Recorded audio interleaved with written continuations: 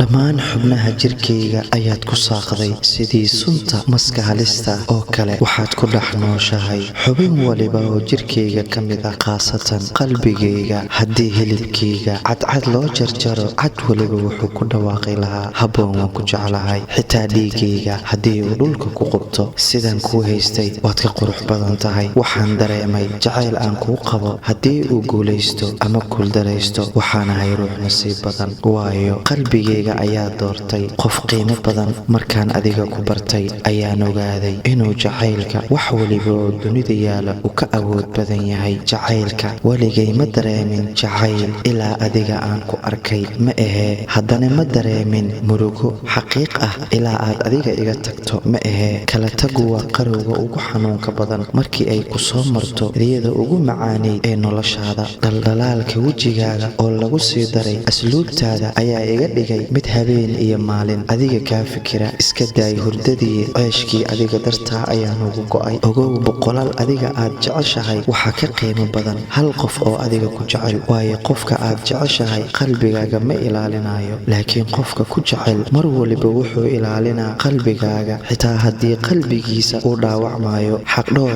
ruuxa ku jecel waxaa sheekada qalinka u qaatay Shariif Yuusuf anigoo ah Ibraahin Carabne waan idiin soo gudbinayaa halka aad ka dhageysanaysan waa channelka Ibraahin Carab official haddii aad nagu xirnid oo waad ku mahadsan tahay mar waliba like-gana inoo saar haddii aad nagu cusub tahayna waad ku mahadsan tahay oo nagu soo biir si aad noo dhiirigeliso aadna ula socoto waxyaabaha dambe ee aan soo dhigi doono dhammaantiina anagoo isku wada duuban waxaa idin leenahay waad ku mahadsan tihiin gabdha joogta geeska Afrika iyo gudaha dhulkeena ayaan ka jecloodo gibilkaygana u gidiino gabdha joogta geeska Afrika iyo gudaha dhulkeena ayaan ka jecloodo gibilkaygana u gidiino ayaan garada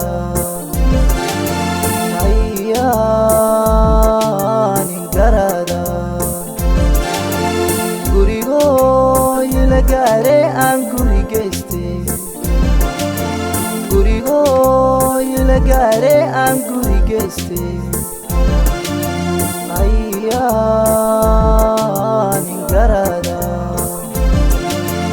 ayaan garada